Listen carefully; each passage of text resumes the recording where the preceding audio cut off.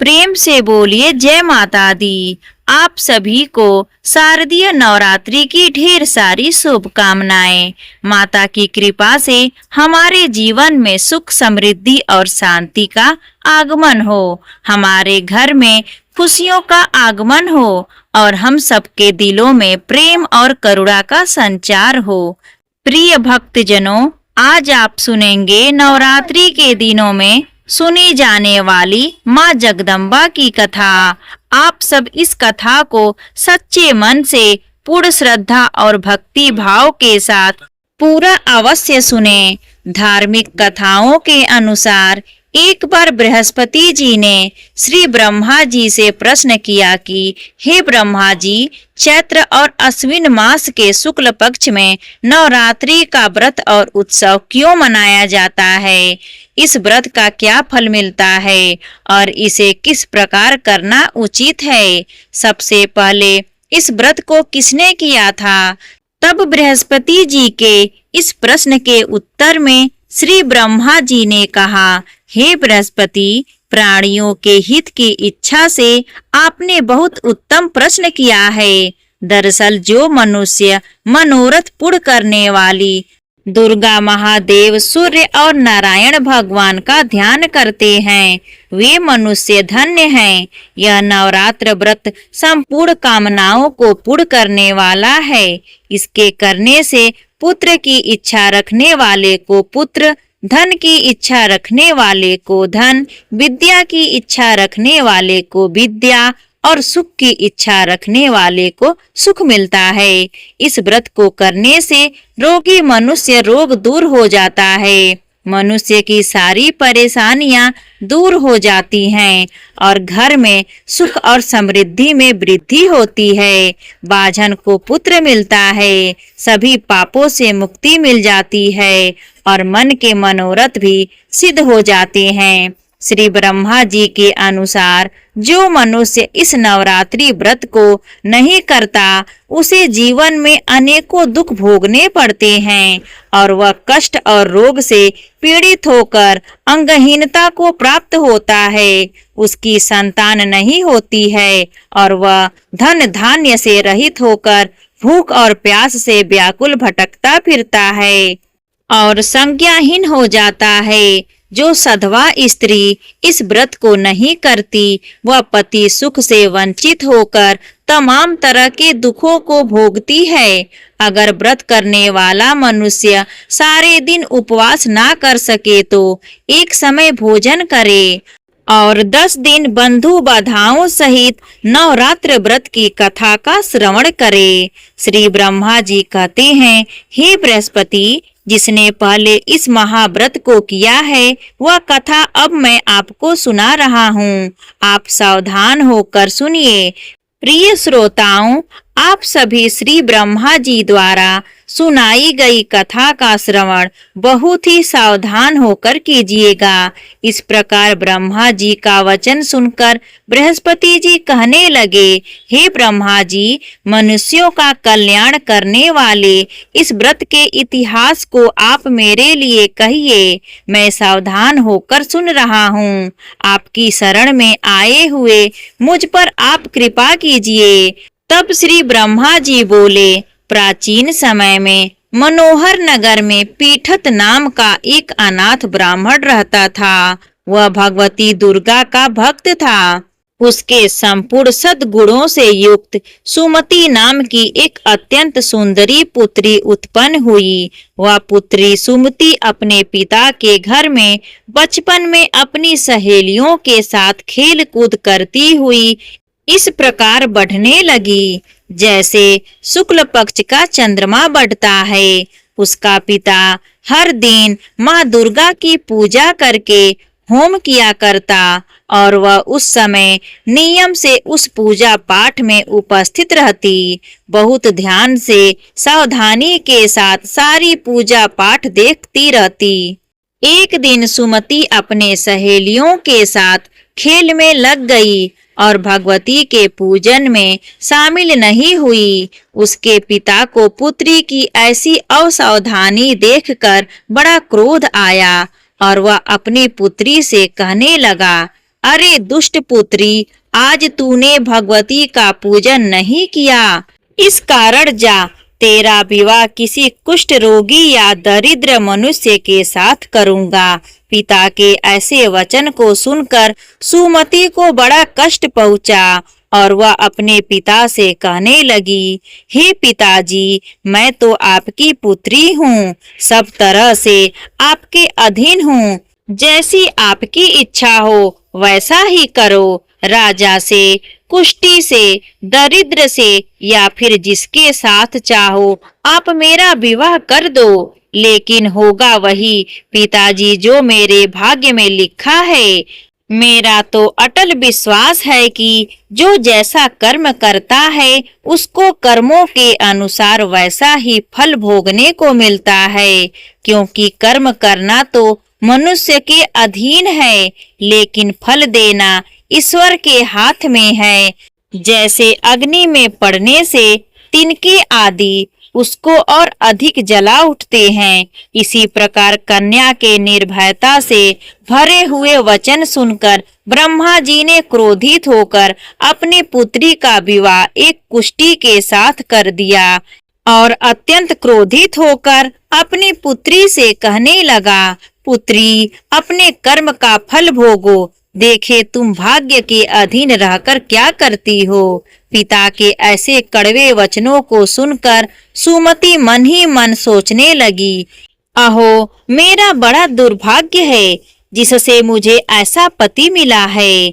इस तरह अपने दुख का विचार करती हुई वह कन्या अपने पति के साथ घोर वन में चली गई और डरावने कुशा युक्त उस भीषण वन में उन्होंने वह रात बड़े कष्ट से बिताई। उस गरीब बालिका की ऐसी दशा देखकर देवी भगवती ने उस कन्या के पूर्व पुण्य के प्रभाव से प्रकट होकर उससे कहा, हे दीन ब्राह्मणी, मैं तुझसे प्रसन्न हूँ, तुम जो चाहो सो वरदान मांग सकती हो। भगवती दुर्गा के ऐसे वचन सुनकर वह ब्राह्मण कन्या बोली, आप कौन है देवी, वह सब मुझसे कहिए। ब्राह्मण कन्या का ऐसा वचन सुनकर देवी ने कहा कि पुत्री, मैं आदि शक्ति भगवती हूँ, मैं ही ब्रह्म विद्या और सर्वशक्ति हूँ। प्रसन्न होने पर मैं प्राणियों का दुख दूर करके उन्हें सुख प्रदान करती हूँ। हे पुत्री, मैं तुझ पर तेरे पूर्व जन्म के पुण्य के प्रभाव से प्रसन्न हुई हूँ। तुम्हारे पूर्व जन्म का वृतांत भी सुनाती हूँ, ध्यान पूर्वक सुनो। तुम अपने पूर्व जन्म में एक भील की पत्नी थी, अति पवित्रता थी। एक दिन तुम्हारे पति निषाद ने चोरी की। चोरी करने के कारण तुम दोनों को सिपाहियों ने पकड़ लिया और ले जाकर कारागार में कैद कर दिया। उन लोगों ने तुम्हें और तुम्हारे पति को भोजन भी नहीं दिया। इस प्रकार नवरात्रि के 9 दिन तक तुमने ना तो कुछ खाया और ना ही जल पिया। इस प्रकार 9 दिन तक तुझसे नवरात्रि का व्रत हो गया। हे पुत्री, उस दिन जो तुझसे व्रत हुआ उसी व्रत के प्रभाव से प्रसन्न होकर मैं अब तुम्हें मनवांछित वर देती हूँ। तुम्हारी जो इच्छा हो सो मांगो। इस प्रकार भगवती दुर्गा के वचन सुनकर वह ब्राह्मण कन्या बोली, देवी, अगर आप मुझ पर प्रसन्न हैं तो हे दुर्गे भवानी, मैं आपको प्रणाम करती हूँ। आप कृपा करके मेरे पति का कोढ़ दूर कर दीजिए। देवी कहने लगी, पुत्री, उस समय तुमने जो व्रत किया था उस व्रत का एक दिन पुण्य पति का कोढ़ दूर करने के लिए अर्पित कर दो। उस पुण्य के प्रभाव से तुम्हारा पति कोढ़ से मुक्त हो जाएगा।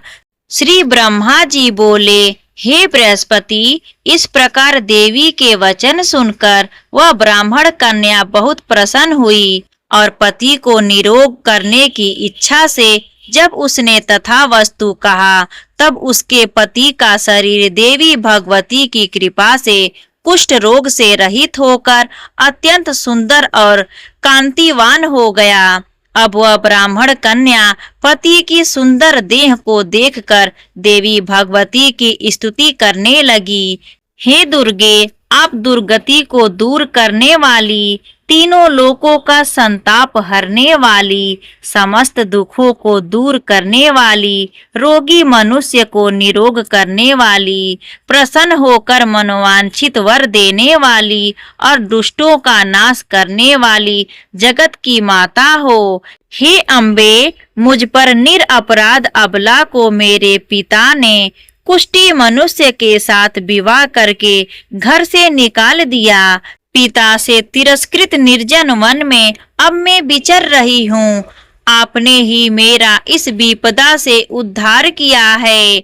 हे देवी, मैं आपको प्रणाम करती हूँ, आप मेरी रक्षा कीजिए। ब्रह्मा जी बोले, हे बृहस्पति, उस ब्राह्मणी की ऐसी स्तुति सुनकर देवी भगवती अत्यंत प्रसन्न हुई और उस ब्राह्मणी से कहने लगी, हे ब्राह्मणी, तेरे उदालय नामक अति बुद्धिमान, धनवान, कीर्तिवान और जितेंद्र पुत्र बहुत जल्दी उत्पन्न होगा।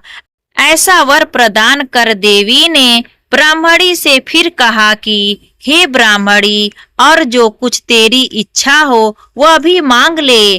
भगवती दुर्गा का ऐसा वचन सुनकर सुमति कहने लगी, हे अम्बे माँ, अगर आप मुझ पर प्रसन्न हैं तो कृपा मुझे नवरात्र व्रत की विधि और उसके फल का विस्तार से वर्णन कीजिए।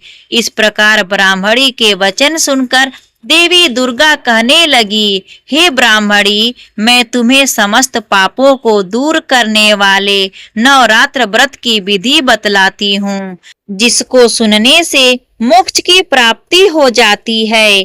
अश्विन मास के शुक्ल पक्ष की प्रतिपदा से लेकर 9 दिन तक विधि पूर्वक व्रत करें। अगर दिन भर का व्रत ना कर सके तो एक समय भोजन करें।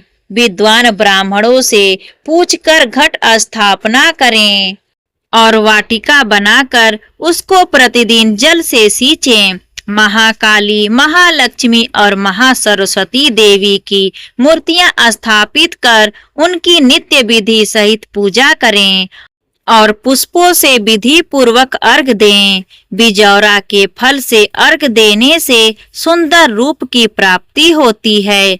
जाय फल से अर्घ देने से कीर्ति, दाख से अर्घ देने पर कार्य की सिद्धि होती है।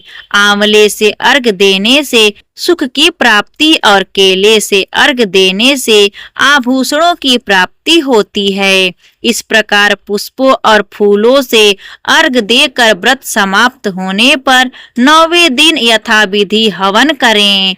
खांड, घी, गेहूं, शहद, जौ, तिल, बेल, नारियल, दाख और कदब आदि से हवन करें।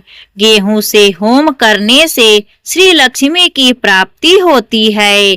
खीर और चंपा के पुष्पों से धन की और बेल पत्रों से तेज और सुख की प्राप्ति होती है। आंवले से कीर्ति की और केले से पुत्र की, कमल से यश मान सम्मान की और दाखों से संपदा की प्राप्ति होती है। खांड, घी, नारियल, शहद, जौ और तिल तथा फलों से होम करने से मनवांछित वस्तु की प्राप्ति होती है।